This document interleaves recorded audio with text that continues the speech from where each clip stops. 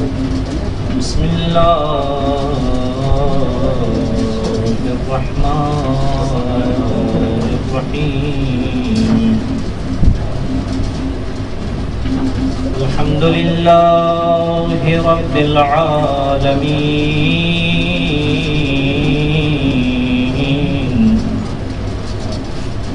الرحمن الرحيم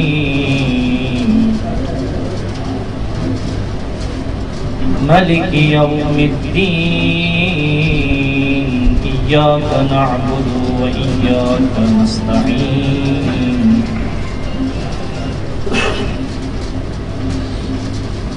وصل اللهم على حبيبك ونجيبك وسيد خلقك وخاتم رسلك محمد وآله الطيبين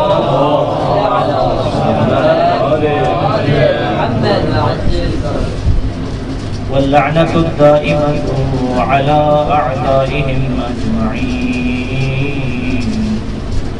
من يوم عذابتهم إلى لقاء يوم الدين يا أيها العزيز مسنا وأهلنا الضر وجئنا ببضاعة مزجاة لنا الكريم وتصدق علينا إن الله يجزي المتصدقين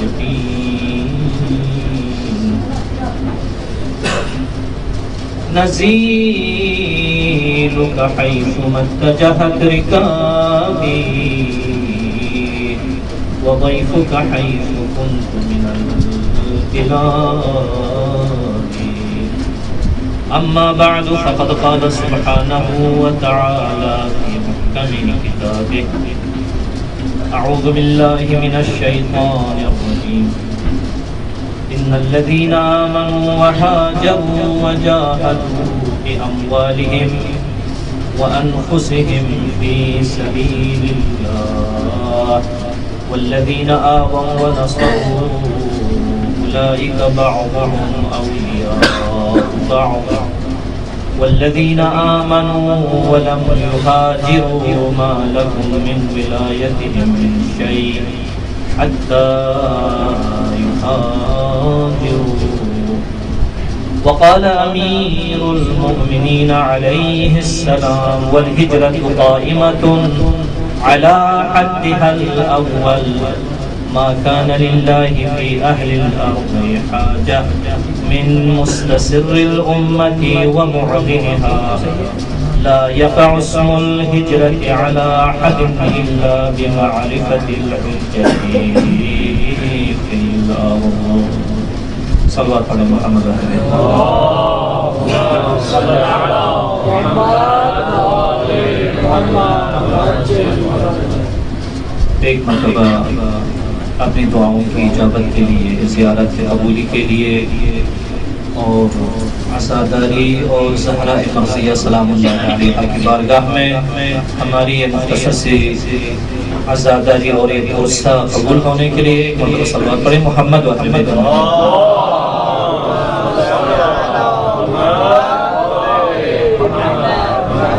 تشیع جہان کی حفاظت کے لیے عزاداروں کی حفاظت کے لیے علماء اعلی مجتہدین کرام عالم اسلام کی سربلندی اور عالم کفر کی سرنگونی کے لیے ایک مرتبہ پھر سے صلوات پڑھیں محمد و اہل بیت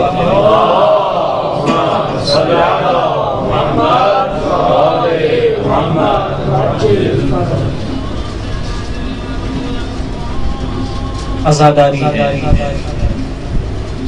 بہرحال ایک مختصر سی عرض ہے درخواست ہے وہ یہ ہے کہ کوشش کریں عزاداری میں جتنی ہو سکے جس حد تک آپ کے لیے ممکن ہو جلدی سے جلدی تشریف لے کے آیا کریں ادھر ہو کہیں اور ہو جس جگہ پر بھی ہو کیونکہ جتنا دیکھیں نا ہم کسی جگہ پر بھی جب نام نویسی کرتے ہیں اپنے نام لکھواتے ہیں تو وہاں پر وہ لکھتے ہیں کہ یہاں پر محدودیت ہے مثلا کہتے ہیں ہمارا کوٹا 10 نفر ہے، 20 نفر ہے، 30 نفر ہے، تو ممکن ہے 1000 نفر وہاں پر سب نام کریں، نام نویسی کریں، تو اس میں سے 30 نفر میں جو پہلے ہوں گے السابقون السابقون اولئک المقربون، جتنی اہمیت دیں گے اور جتنی اہمیت کے آپ قائل ہو جائیں گے، اسی حساب سے اہل البیت علیہ السلام کو ہم سے محبت پڑے گی۔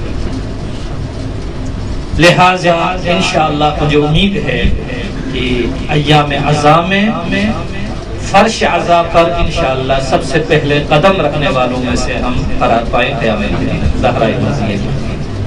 صلوات پڑھیں محمد و اہل بیت محمد۔ اللهم صل على محمد وآل محمد۔ کل عرض کیا ہجرت کا بہت بڑا مقام ہے، ہجرت کی بڑی حیثیت ہے، اور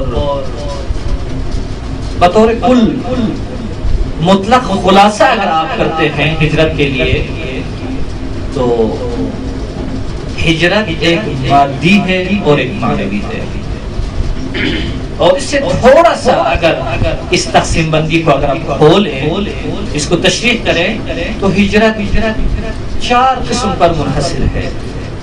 ہجرت من اللہ الی اللہ، من الشیطان الی الشیطان۔ اگرچہ دیکھیے ہجرت جو منابع دینی میں ہجرت کا لفظ جو استعمال ہوا ہے وہ معمولاً الی اللہ، لیکن چونکہ دوسری بھی یعنی ہجرت کے معنی لغوی کے لحاظ سے اور دنیا میں جو لوگ اس کام کو انجام دیتے ہیں ان کے لحاظ سے اگر دیکھیں تو اس طریقے سے یہ 4 قسم: الہجرہ من اللہ الی اللہ، من الشیطان الی الشیطان، من اللہ الی الشیطان، ومن الشیطان الی اللہ۔ لیکن جو ہم مہاجر لوگ، راہ خدا میں ہجرت کرنے والے لوگ، ان کے لیے ہجرت کا معنی قرآن کی اس آیت کریمہ میں اعوذ باللہ من الشیطان الرجیم، اللہ ولی الذین آمنوا یخرجہم من الظلمات الی النور والذین کفروا اولیاؤہم الطاغوت یخرجونہم من النور الی الظلمات۔ یہ مہم ترین ہے، یا نور سے ظلمت کی طرف یا ظلمت سے نور کی طرف، بہر صورت یہ ایک عمومی طور پر جس کو ظاہری طور پر ہم تقسیم کرتے ہیں ہجرت کو اس عنوان کے ساتھ، لیکن جو حقیقت میں ہجرت کا جس پر ہجرت کا یہ لفظ تطبیق کیا جاتا ہے وہ یہی ہے کہ انسان اپنی حالت کو چھوڑ کر کسی دوسری حالت کی طرف چلا جانا، وہ حالت جو خدا کے نزدیک ہے، خدا کی قربت میں ہے، یا وہ حالت مقربۃ الی اللہ، یعنی انسان کو خدا کے نزدیک کر دینے والی چیز ہے۔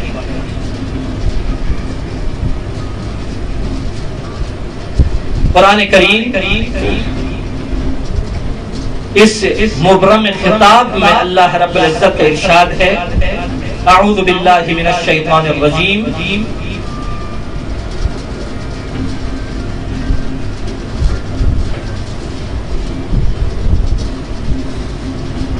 خداوند عالمین کی ذات سورہ مبارکہ جمعہ میں اس آیت کو بیان فرمایا، والذی بعث فی الامیین رسولا منہم یتلو علیہم آیاتہ ویزکیہم ویعلمہم الکتاب والحکمہ وإن کانوا من قبل لفی ضلال۔ یہ ہجرت کا خلاصہ نچوڑ، العلماء ورثۃ الانبیاء۔ افتخار ہے، آپ کو افتخار کرنا چاہیے، اپنے اوپر مباحات کرنا چاہیے کہ اللہ رب العزت نے آپ کو کتنا بڑا مقام عنایت فرمایا ہے۔ اور العلماء باقون ما بقیت دہر، جب تک یہ کائنات رہتی ہے۔ مرحوم شیخ صدوق کو دیکھیں، شیخ مفید کو دیکھیں، سید مرتضیٰ، سید رضی رضوان اللہ علیہ اجمعین کو دیکھیں، شیخ توسی کو دیکھیں، بہت سارے علماء الحمدللہ رب العالمین کہ آج ہم سے زیادہ وہ زندہ ہیں، یہ نہیں کہہ سکتے ہیں کہ انسان کی حیات کے بارے میں یہ امور تشکیکیہ میں سے ہے یا نہیں، آپ خود بہتر جانتے ہیں. ہم نہیں کہہ سکتے ہیں کہ ان کی حیات زیادہ وہ حیات مند ہے، نہیں، لیکن حقیقت ہے کہ ہم زندہ ہونے کے باوجود ہماری حیات کی کیا حیثیت ہے، اور وہ دنیا سے جانے کے باوجود ان کی حیات کیا ہے. اللہ نے کیا فرمایا؟ وَالَّذِي بَعَثَ فِي الْأُمِّيِّينَ رَسُولًا مِّنْهُمْ، رسول کو اسی امیین میں سے بنا دیا. تعارف نہیں ہے میرے عزیزوں، کبھی بھی تعارف نہ کریں. نبی کو انسان سے ہٹ کر کوئی اور مخلوق نہ بنائیں. نبی وہی امی ہے، وہی انسان ہے، لیکن امی اکمل، انسان اتم، انسان بہتر، یعنی انسانوں کا سرتاج، بلکہ انبیاء کا سرتاج، ورنہ کوئی انسان سے ہٹ کر کوئی دوسری مخلوق نہیں ہے. متاسفانہ ان باتوں کو کہنا پڑتا ہے ممبروں پر، وہ یہ ہے کہ اے نور کے پتلے تجھے کیا خاک سے نسبت. جب یہ بات آ جاتی ہے تو نیچے سے اچھل اچھل کے نعرے لگانا شروع کر دیتے ہیں. ولا بقول شاعر، آگے سے کہتے ہیں قلیلا ما یؤمنون. اپنی جگہ محفوظ ہے. یہی ہے نا، اے نور کے پتلے تجھے کیا خاک سے نسبت. شاعر جب یہ پڑھتا ہے تو نیچے سے اچھل اچھل کے کود کود کے جو ہے نعرے دیتے ہیں، نعرے یعنی لگاتے ہیں اور جواب دیتے ہیں، یہ کرتے ہیں وہ کرتے ہیں. لیکن وہ شاعر بہتر ہے یا وہ امیر المؤمنین علیہ السلام بہتر ہے، جو خاتم الاوصیاء ہے، جو زینت الاولیاء ہے، محبوب کبریا ہے. حضرت نے کیا فرمایا؟ شب صبح ضربت کو جب حسنین شریفین جب صدا سنائی دی گئی آسمان کے درمیان سے کہ قتل امیر المؤمنین علیہ السلام، کہ آج علی کے سر پر ضربت لگی ہے، امیر المؤمنین کو شہید کیا گیا. پریشان حال ہراسان ہو کر مسجد کی طرف شہزادے لبکے. دیکھیں انہوں نے کیا دیکھا؟ انہوں نے یہی دیکھا، محراب عبادت میں امیر المؤمنین ہیں، اپنی مبارک مٹھی سے مٹی بھر کر اپنے سر مبارک پر زخم پر حضرت ڈال رہے ہیں. حضرت کیا فرما رہے ہیں؟ وہی آیت جس کو اللہ رب العزت نے نازل فرمایا، وہ کیا ہے؟ منہا خلقناکم وفیہا نعیدکم ومنہا نخرجکم تارۃ اخری. اس آیت کی تلاوت فرما رہے ہیں.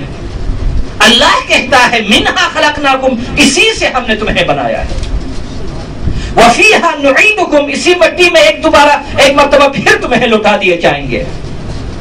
وفیہا ومنہا نخرجکم تارۃ اخری، جب قیامت کے دن کی صدا جب بلند ہوگی تو اس وقت دوبارہ اسی مٹی سے اٹھایا جائے گا. امیر المومنین یہ فرما رہے ہیں، لیکن دوسرا کچھ اور فرما رہے ہیں. لیکن اس فرمان پر اتنا اعتقاد نہیں ہے، لیکن اس فرمان پر اتنا اعتقاد ہے کہ یہ ایک المیہ ہے ہمارے دین کا، ہمارے مذہب کے ماننے والوں کا. ہم وہی بات کریں، ہم وہی کام کریں. جب آج مہاجر ہیں، ہم ہجرت کر کے آئے ہوئے ہیں، دنیا کے جس کونے میں رزق حلال کے لیے جانا وہ بھی مہاجر ہے، وہ بھی ہجرت کرنے والے لوگ ہیں. تو مہاجر کو کس کی سیرت پر چلنا ہے؟ رسول کریم کی سیرت پر چلنا ہوگا، انبیاء کی سیرت پر چلنا ہوگا، اولیاء اور امیر المؤمنین کی سیرت پر چلنا ہوگا کہ یہ مہاجر کیا کرتے تھے اور آج ہم مہاجر کیا کر رہے ہیں. میں نے آپ کی خدمت میں عرض کیا، بہت بڑا افتخار ہے کہ آپ انبیاء کے وارث ہیں. انبیاء کے وارث جب آپ ہیں تو آپ وہی کام کریں گے جو انبیاء کرتے آئے. العلماء باقون ما بقی الدہر، دنیا کی ہر چیز مٹ جائے گی کیوں علماء مٹیں گے نہیں؟ علماء میں نابودی ہے ہی نہیں ہے. کیوں؟ وہ اس وجہ سے کہ علماء میں وہ علم موجود ہے جو امیر المؤمنین میں تھا. وہ علم اصیل ہے اور یہ علم فروع ہے. وہ مرکز ہے، وہ سورج ہے، وہ چاند ہے، اور جو آپ کے اندر موجود ہے اسی سورج کی کرنیں ہیں، اسی چاند کی کرنیں ہیں. جب سورج میں اتنی اچھی حیثیت ہے تو ہم میں بھی اتنی حساب سے حیثیت اچھی ہونی چاہیے. حضرت امیر المؤمنین علیہ السلام نے کیا فرمایا؟ رضینا قسمت الجبار فینا. حضرت صرف اور صرف علماء کی حیثیت کو بتا رہے ہیں، علماء کے مقام کو بتا رہے ہیں. یہ جو عالم ہے، جاننے والا ہے، علم دین حاصل کرتے ہیں اور دنیا کے وہ علوم جو ضروری ہے وہ حاصل کرتے ہیں. حضرت کیا فرماتے ہیں؟ رضینا قسمت الجبار فینا. ہم اللہ کی تقسیم پر راضی ہیں، اللہ کی تقسیم پر ہم راضی ہیں. کیسے؟ لنا علم وللأعداء یا وللجہال دونوں روایت میں موجود ہے. لنا علم وللأعداء مال. ہمارے لیے اللہ رب العزت نے علم عنایت فرمایا ہے اور ہمارے دشمنوں کے لیے یا جہال کے لیے اللہ رب العزت نے مال عنایت فرمایا ہے. وَأَنَّ الْمَالَ يَفْنَى عَنْ قَرِيب. دیکھ یہ مال نزدیک ہے فنا ہو جائے، یہ مال ختم ہو جائے گا، ثروت ختم ہو جائے گا. آج دیکھیں کتنے لوگ ثروت مند تھے جب دنیا سے جانے لگے. ذوالقرنین ہیں اگر اشتباہ نہ کروں، ہاں جی، ذوالقرنین جب دنیا سے جا رہا تھا تو اس وقت کیا کہا؟ جب مجھے دفنایا جائے گا، کفن میں جب مجھے رکھ دیا جائے گا، لپیٹا جائے گا، تو میرے ہاتھوں کو کفن سے باہر رکھنا. یہ وصیت ہے. وہی ذوالقرنین جس نے مشرق سے لے کر مغرب تک کا سفر طے کیا، دنیا کی ہر چیز اسے ملی، نعمتیں اسے ملی، لیکن جب دنیا سے جا رہا ہے وہ خالی ہاتھ جا رہا ہے.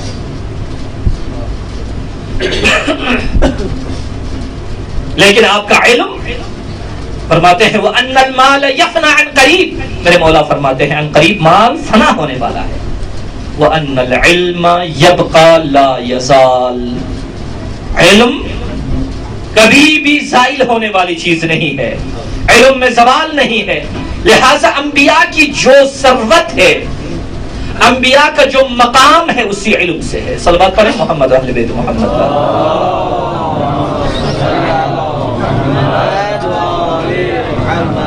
حکم ہو رہا ہے ذرا ذرا قریب تشریف لے جائیں، تھوڑا سا سے آنے والوں کو جگہ مل جائے. ایک مرتبہ پھر سے صلوات پڑھیں محمد اہل بیت محمد کا.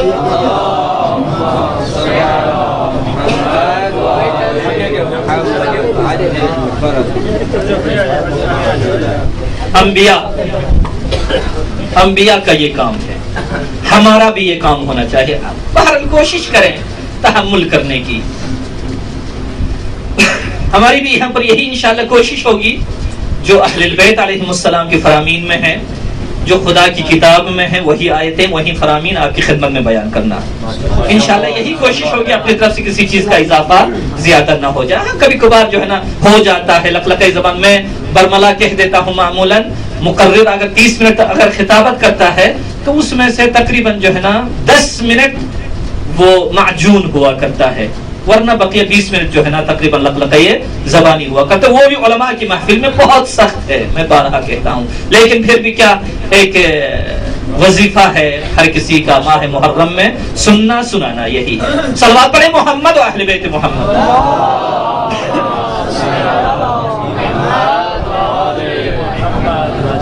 بس انبیاء کی بنیاد، ان کی رسالت کی جو بنیاد ہے، میں نتیجے کو بعد میں آپ کی خدمت میں عرض کروں. بنیاد کیا ہے؟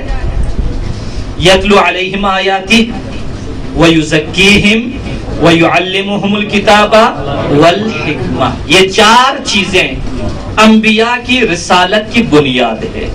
نتیجہ کیا ہوگا آپ بہتر جانتے ہیں. بس انبیاء کے آنے سے پہلے استقلال نہ تھا، آزادی نہ تھی. ہر کسی کی گردن میں ظالمین اور طواغیت نے اپنی طرف سے زنجیریں رکھی ہوئی تھی. غلامی کی زنجیر، عدم استقلال ان کے سامنے ہیں.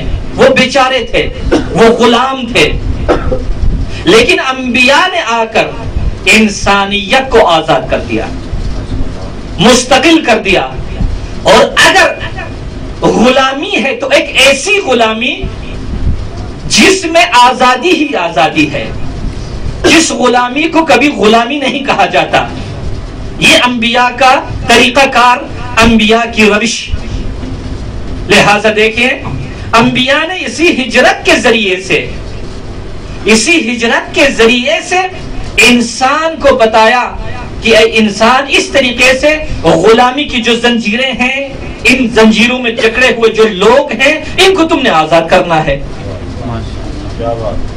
حضرت ابراہیم علیہ السلام جو نداء توحیدی کے سب سے بڑے علمبردار ہیں، یہ حضرت ایک ایسے شہر میں پیدا ہو جاتے ہیں اور کے نام سے، اور کلدہ کی سرزمین ہے. وہاں پر جا کر حضرت ابراہیم علیہ السلام نے کیا کر دیا؟ اپنی ہجرت کا آغاز کر دیا. یہ نبی ہیں، عزیز ہیں، خدا کے خلیل ہیں. انشاءاللہ بعد میں جب غیرت کا جو موضوع شروع ہوگا وہاں پر ابراہیم نبی کے بارے میں کچھ باتیں آپ کی خدمت میں عرض کروں گا. یہ ابراہیم جس نے سرزمین کلدہ سے اپنی ہجرت کا انہوں نے آغاز کیا، اپنی ہجرت کا انہوں نے شروع فرمایا. اس کے بعد حضرت موسیٰ علیہ السلام.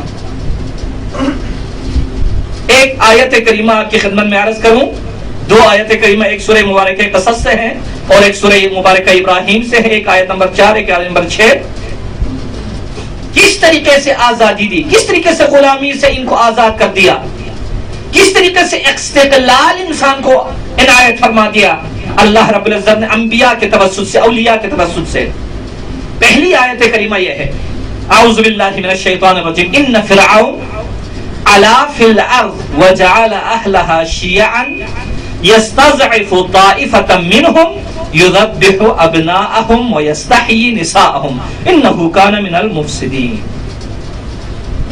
نبی سے پہلے طاغوت تھا، فرعون تھا، نمرود تھا،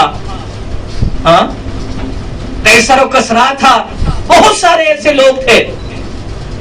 نبی سے پہلے یہ کیا کرتا تھا؟ فرعون کے بارے میں آیت کریمہ ہے، علا فی الارض، یہ زمین میں اپنی بادشاہت کو اس طریقے سے لوگوں کے سامنے بیان کرتا تھا، کہتا تھا کہ انا ربکم الاعلی، میں تمہارا سب سے بڑا پروردگار ہوں. لوگوں کو اپنی غلامی میں کس طریقے سے غلامی میں وہ لیتے تھے؟ غلامی میں اس طریقے سے یذبحوا ابناءهم ویستحیی نساءهم، ان کی بچیوں کو زندہ رکھنا، ان کے بیٹوں کو قتل کرنا، تاکہ یہ غلامی کا سلسلہ ہمیشہ ابد و آباد رہے. دوسری آیت کریمہ میں وَإِذْ قَالَ مُوسَىٰ لِقَوْمِهِ، حضرت موسیٰ نے اپنی قوم سے کیا فرمایا؟ اپنی قوم سے فرمایا، اے قوم اذکروا نعمت اللہ علیکم، تم اللہ کی نعمتوں کو یاد کرو تم پر. جو سب سے بڑی نعمت ہے تم پر کیا ہے؟ وہ نعمت کیا ہے؟ اذ انجاکم من آل فرعون، تمہیں قبطیوں کے ہاتھوں سے آزاد کر دیا اللہ رب العزت نے. یہ اس طریقے سے ہے آج کل کے زمانے میں یہ امریکہ اور اسرائیل جیسے. اگر امریکہ ابھی کسی ملک میں جا کر، کیوں مرحوم امام رضوان اللہ علیہ نے اس کو شیطان بزرگ کہا؟ وہی جس طریقے سے فرعون شیطان بزرگ تھا، بہت بڑا شیطان تھا، نمرود بڑا شیطان تھا، اسی طریقے سے آج امریکہ یہی کام کر رہا ہے. بہت آرام سے جا کر کسی ملک میں جا کر کسی فرد کو قتل کر دیں گے یہ لوگ، لیکن کچھ بھی نہیں ہوگا. دوسرے دن یہ آزاد ہوگا اپنے وطن میں، اور وہ بھی پروٹوکول کے ساتھ واپس چلا جاتا ہے. لیکن اگر اس کا ایک کتا کسی باہر ملک میں کسی کے ہاتھ سے اگر وہ کتا مارا جاتا ہے تو اس کا کوڈ امریکہ میں ہی کیا جاتا ہے. یہ علا فی الارض، یعنی زمین پر اپنی برتری کو اس طریقے سے لوگوں کے سامنے رکھ دینا. کہتا ہے میں فلان ملک میں حملہ کروں گا، ملک والا کہتا ہے میں فضائی حدود استعمال کرنے نہیں دوں گا. امریکہ کیا کہتا ہے؟ مجھے کبھی، میرے پاس کبھی فضائی حدود ہے ہی نہیں ہے. اس کو کہتے ہیں طاغوت، اس کو کہتے ہیں شر، اس کو کہتے ہیں افساد فی الارض، مفسد فی الارض. اس زمانے میں بھی یہی تھا. فرعون نے کیا کہا؟ جناب موسیٰ علیہ السلام نے کیا کہا؟ اے بنی اسرائیل خدا کی نعمتوں کو یاد کرو جبکہ اللہ نے تمہیں فرعونیوں سے آزاد کر لیا. وہ کیا کرتے تھے؟ یسومونکم سوء العذاب،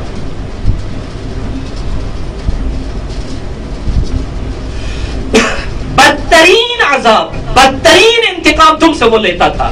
وہ کیسے؟ یسومونکم سوء العذاب یذبحون ابناءکم ویستحیون نساءکم. نساء سے مراد یہاں پر نساء سے مراد بچیاں ہیں، کیونکہ دیکھیں نا ایک قانون حضرت آیت اللہ شبیر بھی، میں نے ان کو نہیں دیکھا ہے لیکن جو ان کے شاگرد ہیں وہ بتایا کرتے تھے کہ جب بھی قرآن کریم میں کہیں پر بھی نساء کے ساتھ ابنا کا جب ذکر ہو جائے تو یہ نساء عورتوں سے یعنی مراد یہ جو ہے نا ابنا سے مراد جو ہے نا بیٹے ہیں یعنی ہمارے، اس کے بعد جو نساء سے مراد بیٹیاں ہیں، عورتیں کبھی بھی وہاں پر نہیں ہے. اسی وجہ سے جا کر مباہلہ کے میدان میں کہ ترجمہ جو کرتے ہیں کہ نبی ان سے کہہ دیں کہ ہم اپنے نفسوں کو بلاتے ہیں، تم اپنے نفسوں کو بلاؤ، اور ہم اپنی عورتوں کو بلاتے ہیں. یہ غلط ہے، یعنی ہم اپنی بیٹیوں کو بلاتے ہیں، تم اپنی بیٹیوں کو بلاؤ، کیونکہ وہاں پر جو ابنا کے مقابلے میں. یہاں پر بھی یہی چیز ہے، اس کی طرف جانا میرا منظور نہیں ہے. کہتے ہیں یذبحون ابناءکم ویستحیون نساءکم، یذبحوا ابناءکم ویستحیوا نساءکم. وہ لوگ کیا کرتے تھے؟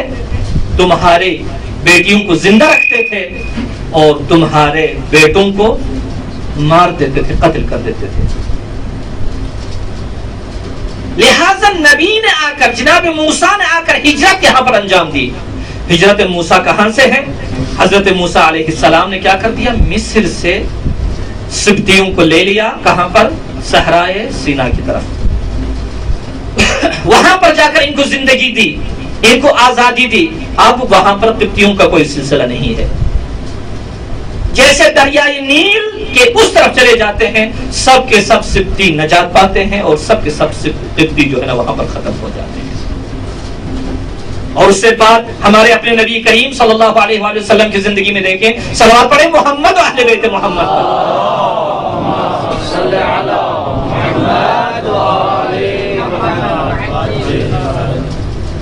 کیا تھا پیغمبر کے آنے سے پہلے. اگر میرے مولا امیر المؤمنین علیہ السلام کو ذرا دیکھیے، ان کو ذرا سنیں تو وہ فرماتے ہیں پیغمبر کے آنے سے پہلے اے عرب تمہارے اندر کیا چیزیں تھیں؟ پہننے کا لباس نہ تھا، لباس تھا لیکن پہننے کا طریقہ نہیں آتا تھا، ڈھنگ نہیں آتا تھا. کھانے کے لیے غذا نہیں تھی، پینے کے لیے صاف پانی نہیں تھا، کچھ بھی نہیں تھا. حتیٰ کہ سب سے جو بدترین چیز کیا ہے، بچیوں کو زندہ درگور کیا کرتے تھے وہاں پر. لیکن نبی نے آ کر، پیغمبر نے آ کر ان کو بتا دیا. جب پیغمبر کی بیٹی دنیا میں آئی تو اللہ رب العزت نے کہہ دیا انا اعطیناک الکوثر، میرے حبیب میں نے تجھے کوثر عنایت کر دیا ہے. فصل لربک وانحر. اب اسی کے شکر میں اللہ رب العزت کی بارگاہ میں آ جائیں، قربانی دیا کریں، اپنے ہاتھوں کو بلند کیا کریں، نماز پڑھا کریں. ان شانئک هو الابتر، جو لوگ تجھے ابتر کہتے ہیں وہ خود ابتر ہیں. اس کی نسلیں مٹ گئی، یزیدیت مٹ رہی ہے، ابو سفیان کی اولاد مٹ رہی ہے، لیکن آج رسول کی اولاد پھر بھی زندہ و پائندہ ہے.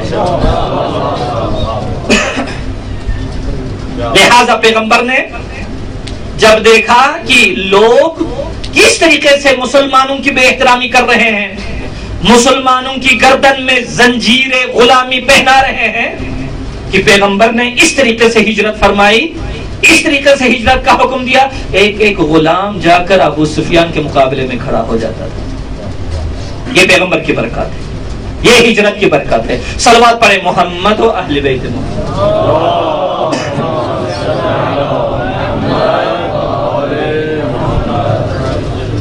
بس قرآن کی آیات کو لیتے ہوئے یہاں پر دو چار کلمات. ہجرت کس بنا پر، ہجرت کا ہدف کیا ہے، انسان کیوں ہجرت کرتے ہیں؟ تو چار یعنی روایات سے جو اخذ ہے وہ آیات کریمہ سے اخذ ہے، وہ ایک طلب العلم، ہجرت کا ایک ہدف کیا ہے؟ علم کو حاصل کرنا۔ اللہ رب العزت فرماتا ہے ما كان المؤمنون لينفروا كافة فلولا نفر من كل فرقة منهم طائفة ليتفقهوا في الدين وَلْيُنذِرُوا قَوْمَهُمْ إِذَا رَجَعُوا إِلَيْهِمْ لَعَلَّهُمْ يَحْذَرُونَ۔ اب میں اس آیت کو پڑھتے ہوئے مجھے شرم آتی ہے، ہجرت کا ہدف تو میں نے دیکھ لیا، لیکن ہدف پر عمل ہو رہا ہے یا نہیں ہو رہا ہے؟ کیونکہ اب بال سفید ہو رہے ہیں۔ حضرت باری یہاں فرماتا ہے کہ تم سب کا جاننا ہجرت کرنا یہ درست نہیں ہے، ممکن نہیں ہے۔ کچھ گھر میں رہیں گے، کام کریں گے، کچھ چلے جائیں گے، کچھ آباد کریں گے، کچھ جو ہے نا بالآخرہ برباد کریں گے، اس طریقے سے۔ ہاں حضرت فرماتا ہے باری حق فلولا نفر، سب جا نہیں سکتے، فلولا نفر من کل فرقۃ منهم طائفہ، تم میں سے ہر قبیلے میں سے کچھ نفر چلے جائیں، ہجرت کریں، کیوں؟ لیتفقہوا فی الدین، تاکہ دین یاد کر لیں، دین سیکھ لیں، اس کے بعد جو ہدف ہے وہ یہ ہے کہ اسی قوم کو ڈرانا اور دمکانا۔ سب سے پہلے انسان کو اپنے آپ کو ڈرانا ضروری ہے۔ وَأَنذِرْ عَشِيرَتَكَ الْأَقْرَبِينَ، میرے حبیب سب سے پہلے ڈرانے کا جو سلسلہ ہے اپنے اقربا سے شروع کرنا ہے، اور ہمارے لیے جو اقربا ہے سب سے پہلے ہماری اپنی زبان ہے، ہمارے اپنے ہاتھ ہے، ہمارے اپنے پاؤں ہے۔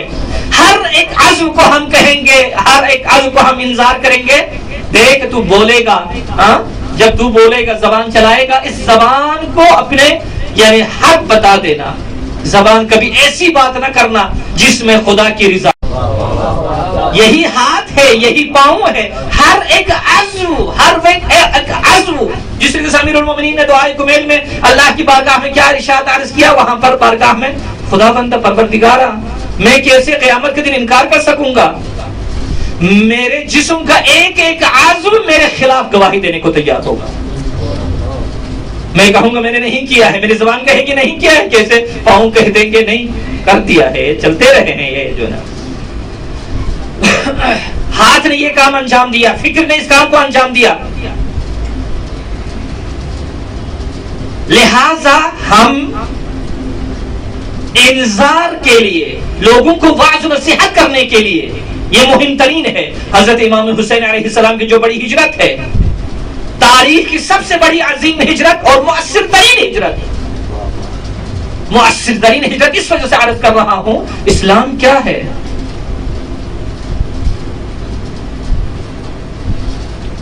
محمدیت الحدوث، حسینیت البقاء، یعنی اسلام رسول کی وجہ سے وجود میں آیا ہے، اور اسلام کی بقا کا ضامن حسین علیہ السلام ہے۔ محمدیت الحدوث، حسینیت البقاء، بہت زبردست فکرہ ہے یہ۔ لہذا مؤثر ترین ہجرت اگرچہ پیغمبر کی ہجرت ہے، یہ نہ کہنا کل جا کر ہاں پیغمبر سے حسین افضل ہے، نہیں۔ حسین کی عظمت کو بیان کرنے کے لیے ابھی بہت سارے دن ہیں، انشاءاللہ بیان کریں گے۔ پیغمبر کی ہجرت ہے، امیر المومنین کی ہجرت ہے، دوسرے ائمہ کی ہجرت ہے، لیکن جتنے امام حسین علیہ السلام کی ہجرت ہے، مؤثر ترین کوئی ہجرت ہے ہی نہیں ہے۔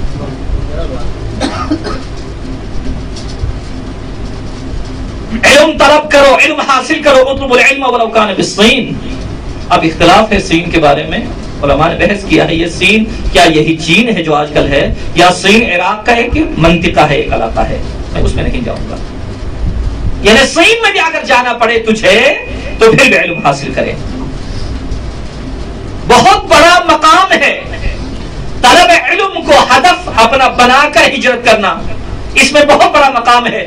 ایک حدیث مبارکہ یہاں پر عرض کروں آپ کی خدمت میں، پیغمبر فرماتے ہیں من خرج من بیتہ یطلب علما، جو انسان اپنے گھر سے علم کے طلب میں نکلتا ہے، شیعہ 70,000 ملک، یعنی اس کی مشایعت کریں گے 70,000 فرشتے۔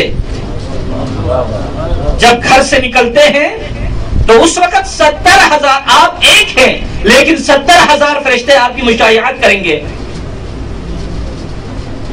دھول اور گٹا اڑانے کے لیے نہیں بلکہ یستغفرون لہ، اس طالب علم کے لیے وہ ہمیشہ استغفار کرتے رہتے ہیں۔ آپ کو معلوم ہے یہاں پر صیغہ مضارع ہے اور یہ بھی ایک ادامہ پر دلالت کرتا ہے کہ جب تک یہ طالب علمی میں ہے، آج تک آپ نے دیکھا ہے کہ ایک طالب علم کے لیے کوئی مشکل ہے نہیں ہے، مشکل نہیں ہے۔ اگر طالب علم کو بس انداز کرنے کی اگر فکر نہ ہو اسے کبھی بھی گھر میں کوئی مشکل نہیں ہوگی۔ ماشاءاللہ، یہ خدا کا وعدہ ہے، رسول کا وعدہ ہے کہ آج اگر مشکلات کا اظہار اگر کر رہے ہیں وہ یہی ہے کہ بینک بیلنس نہیں ہے۔ جو زندگی عمومی ہے آپ دیکھیں گے بہترین سے بہترین زندگی انہی طلباء کی ہے، علماء کی ہے۔ کیونکہ یہ خدا بند عالمین کی بارگاہ میں ہجرت کر رہے ہیں، یہ رسول کی بارگاہ میں ہجرت کر رہے ہیں، لہذا طالب علم کو طلب کرنے کے لیے نکلنا وہ علم جو معاشرے کے لیے مفید ہو، چاہے طلب دینی ہے چاہے طلب دنیاوی ہے، لیکن دنیا ضروری کے لیے بھی ہو۔ الکاسب حبیب اللہ اسی وجہ سے کہا گیا ہے، لہذا جو اس طریقے سے ہجرت کرتا ہے راہ خدا میں، خدا بند متعال اس طریقے سے اللہ نے اس کو عنایت فرمائی۔ صلوات پڑھیں محمد اہل بیت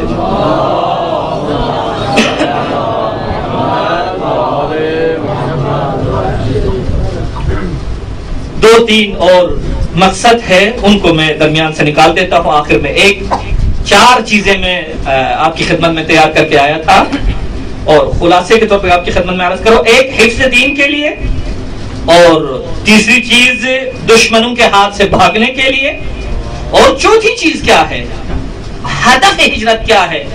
ہدف ہجرت یہ ہے امام شناسی اور ولایت مداری۔ ہاں، امام شناسی اور ولایت مداری۔ حضرت باری حق ارشاد فرماتا ہے قرآن کریم میں، جو آپ کی خدمت میں آیت کریمہ کی تلاوت ہو گئی، ترجمے کی ضرورت نہیں ہے۔ انبیاء کا جو ہدف ہے، ہدف ابتدائی کیا ہے؟ آپ کی خدمت میں عرض کہ ہدف ابتدائی کتنے تھے؟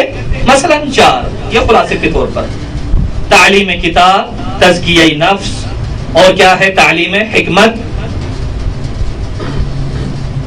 اور تلاوت قرآن کریم، تلاوت آیات۔ یہ ہے ہدف اولی۔ لیکن ہدف نہائی کیا ہے؟ ہدف نہائی یہ ہے اتمام نعمت، اکمال دین۔ یہ دین کا آغاز ہے، جیسے آیت خدا کی تلاوت ہو جائے دین شروع ہو جاتا ہے۔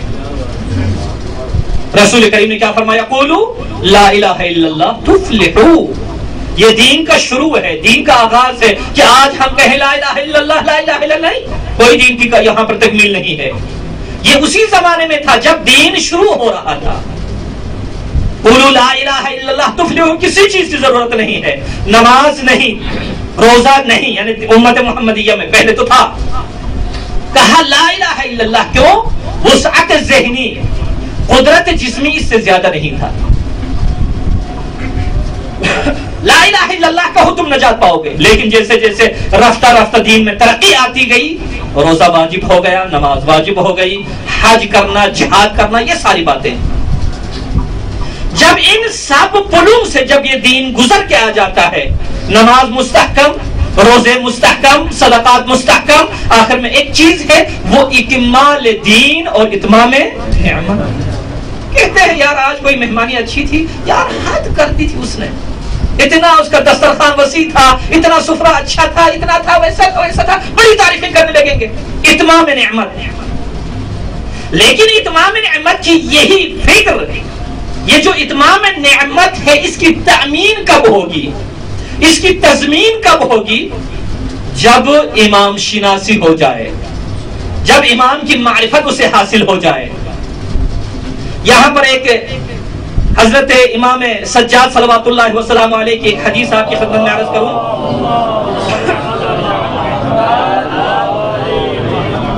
مرحوم کرازی کی کنز الفوائد میں حدیث موجود ہے. حضرت فرماتے ہیں، امام صادق علیہ السلام فرماتے ہیں، خرج الحسین ابن علی علیہ السلام ذات یوم علی اصحابہ. امام سجاد علیہ السلام ایک دن اپنے اصحاب میں نکلے. فقال بعد الحمد للہ عز وجل والصلاة علی محمد رسولہ صلی اللہ علیہ وآلہ. حمد کے بعد صلوات کے بعد ایک صلوات پڑھیں محمد رسول اللہ.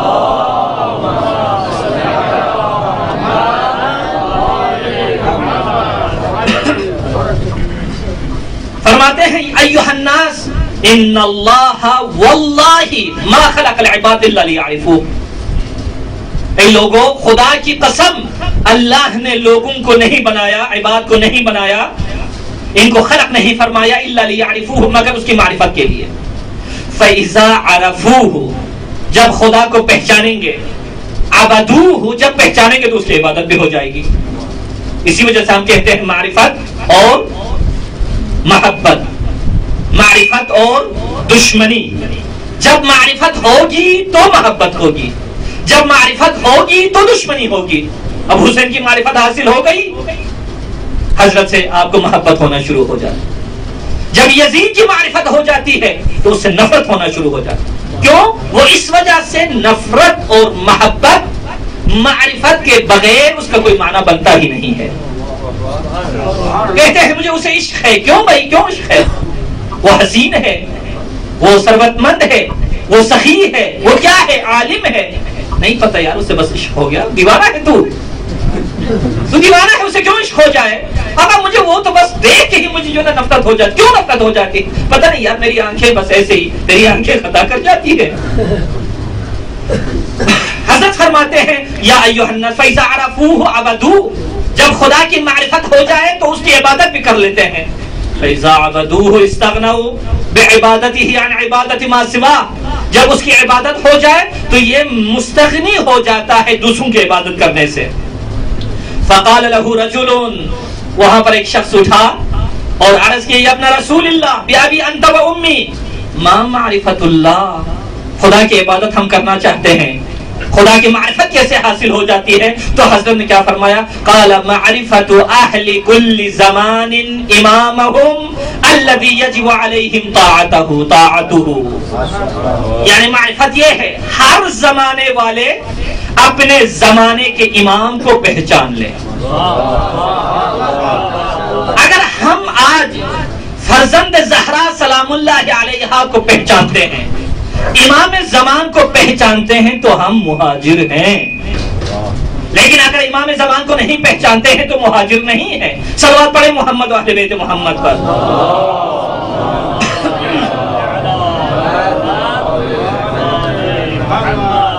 اب اسی حدیث مبارکہ کو جو صدر گفتگو میں عرض کیا تھا وہ آپ کی خدمت میں عرض کروں.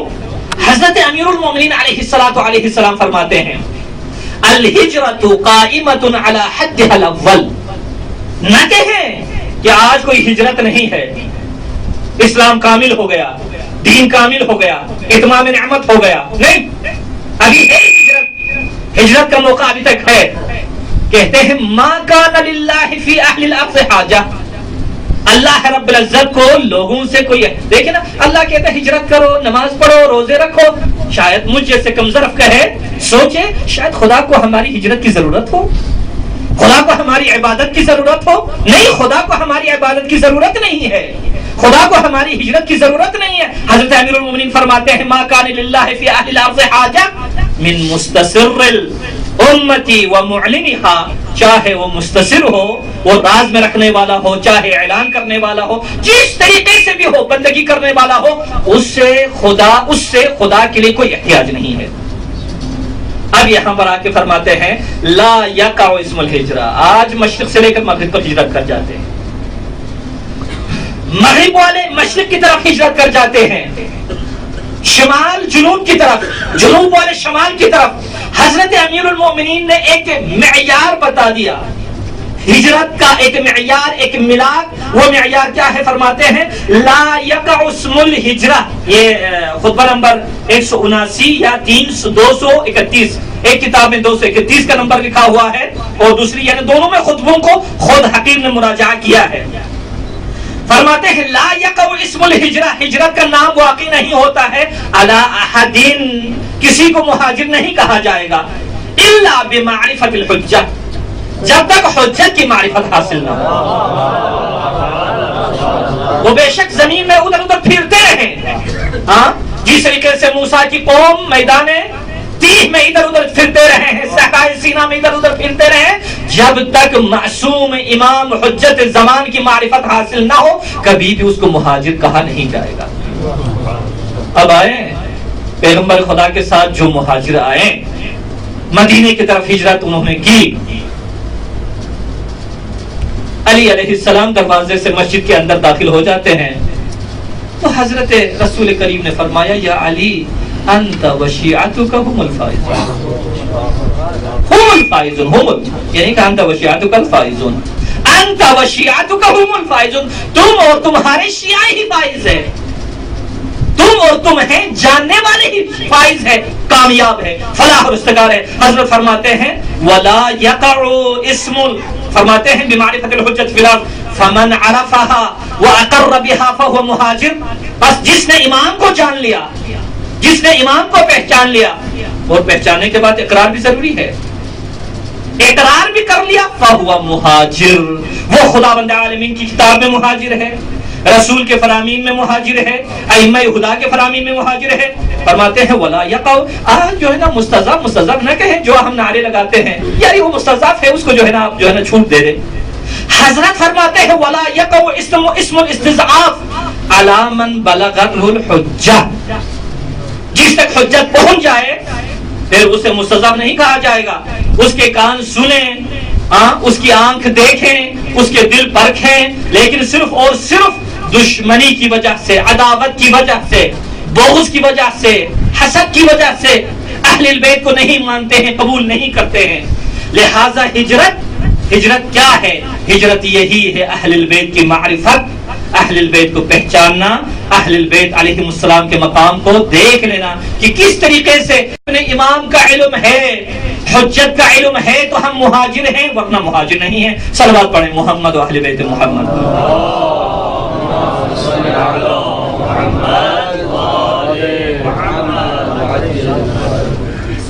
دوسری محرم ہے، مہاجر چلتے چلتے رسول نے مہاجرت فرمائی،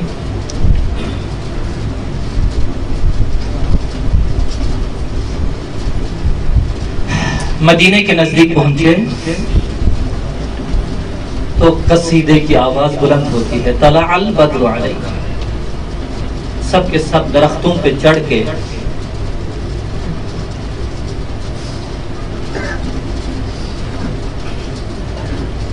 نبی کریم کا استقبال کرتے ہیں، طلع البدر علیہ، چاند ہمارے ساتھ سامنے نمودار ہے، لیکن آج حسین بھی اپنی آخری منزل کو پہنچ رہے ہیں۔ استقبال کیسے ہو رہا ہے؟ یا رسول اللہ آپ کا استقبال اس طریقے سے ہوا، لیکن تیرے حبیب کا استقبال کس طریقے سے ہو رہا ہے؟ زمین کربلا کی طرف جا رہے ہیں، اچانک لشکر حسینی سے اللہ اکبر کی صدا بلند ہو جاتی ہے، کسی نے کہا اللہ اکبر، کہا کیا ہو گیا؟ بتایا گیا دیکھ یہاں پر درخت کا سایہ آ رہا ہے، حتماً یہاں پر پانی ہوگا، ہم پانی سے سیراب ہو جائیں گے۔ اصحاب ایک دوسرے سے پوچھتے ہیں یہاں پر اس زمین میں کوئی پانی بھی ہے؟ یہاں پر کوئی درخت سبزہ بھی ہے یہاں پر؟ کہا نہیں ہے۔ جیسے جیسے نزدیک قافلہ یہ حسینی جاتا ہے تو نیزہ اور سنان کے علاوہ کوئی اور چیز نظر نہیں آتی ہے۔ کہتے ہیں یہاں پر درخت نہیں ہے بلکہ دشمن کا لشکر آ رہا ہے۔ اللہ جب اس کی آواز سننی تھی، پتہ نہیں زینب کبریٰ کے دل پہ کیا گزرا ہوگا۔ قریب آیا، لشکر ہور تھا، لشکر حر تھا، جناب حر علیہ السلام اپنے لشکر کو لے کے آ رہے ہیں امام حسین کا راستہ روکنے کے لیے۔ واقعات آپ کو سامنے ہے، معلوم ہے، حر نے کبھی حسین علیہ السلام کا راستہ نہیں چھوڑا، ان کا راستہ روکتے رہے یہاں تک کربلا کی زمین آ گئی۔ کربلا کی زمین آ گئی۔ یہ ذوالجناح پتہ نہیں کیسا گھوڑا ہے، یہ جب حسین تنہا ہو جائے تب بھی رک جاتا ہے، اور جب حسین کے ساتھ عباس و اکبر ہیں تب بھی رک جاتا ہے۔ یقیناً خدا کا حکم ہوگا۔ ذوالجناح نے قدم بڑھانا چھوڑ دیا۔ اس وقت کیا ہو گیا؟ امام حسین نے دوسرا گھوڑا تبدیل کیا، تیسرا، چوتھا، یہ روایت کہتے ہیں 7 گھوڑے میرے مولا نے تبدیل کر لیے، لیکن کسی نے بھی قدم نہیں بڑھایا۔ کہا، مولا نے فرمایا اس زمین کا کیا نام ہے؟ کسی نے کہا مولا غازریہ اس کا نام ہے۔ کہا حل لہا اسم آخر، کیا کوئی دوسرا نام بھی ہے؟ کسی نے کہا شاطئ الفرات بھی اس کو نہ کہا جاتا ہے۔ تو جب نام بتاتے رہے، آخر میں جب میرے مولا نے پوچھا اس کا کوئی اور نام بھی ہے، تو کسی نے کہا اس کا نام کربن و بلا، اس کا نام کربلا بھی کہا جاتا ہے۔ السلام علیک یا ابا عبداللہ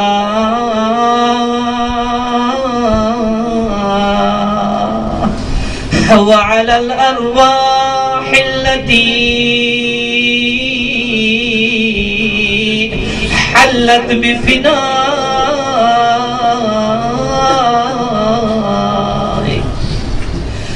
عليك مني سلام الله أبدا ما بقيت وبقي الليل والنهار ولا جعله الله آخر العهد مني لزيارتكم۔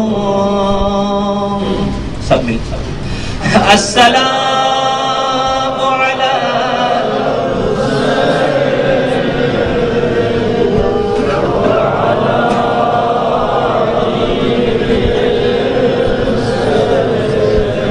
وعلى أولاد الحسين